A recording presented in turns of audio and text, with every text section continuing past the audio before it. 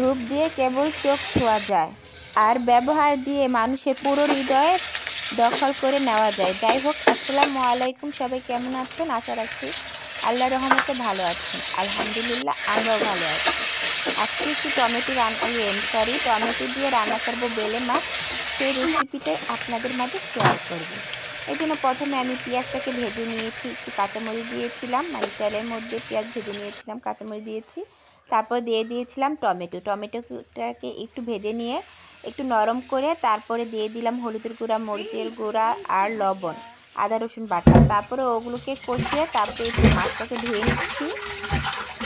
ধুয়ে তারপরে মাছটাকে দিয়ে দিব। এই তো এদিকে ঢাকনা দিয়ে ঢেকে রেখেছিলাম, এখন তুলে এখন জাস্ট একটু নাড়াচাড়া করে দিয়ে দিব মাছটাকে দেওয়ার পরে হালকা করে নাড়াচাড়া করতে হবে, তা না হলে দেখা যাবে মাছটা ভেঙে যাওয়ার সম্ভাবনা থাকবে।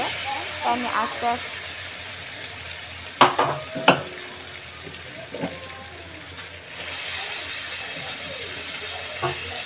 এই তো এবার মাছ দিয়েছি, এবার নাড়াচাড়া করছি আস্তে আস্তে। তারপর কিছুক্ষণ ঢেকে রাখবো, ঢেকে তারপরে পরিমাণ মতো আমি পানি দিয়ে দিব। এই তো এবার ঢেকে রেখেছি। আর এটা যেহেতু নাড়াচাড়া বেশি একটা যাবে না, ভেঙে যাবে, তাই এবার হালকা করে একটু নাড়াচাড়া করে দিলাম। জাস্ট নাড়াচাড়া করে এবার কড়াইটাকে একটু আলতোভাবে নাড়াচাড়া করব। তারপরে দিয়ে দিব একটু পানি। এই তো পানি দেওয়ার পরে বলক চলে আসবে। তারপরে দিয়ে দিব আমি জিরা গুঁড়া আর ধনিয়া পাতা। এই তো এবার দিয়ে দিচ্ছি পানি দেওয়া শেষ। জাস্ট এবার আমি কড়াইটাকে ঘুরিয়ে নিচ্ছি বারে বারে। ওইভাবে ঘোরালে কী হয়, মাছটা মানে না ভাঙানোর সম্ভাবনাই থাকে বেশি। এই তো তারপর আবার ঢেকে রাখলাম।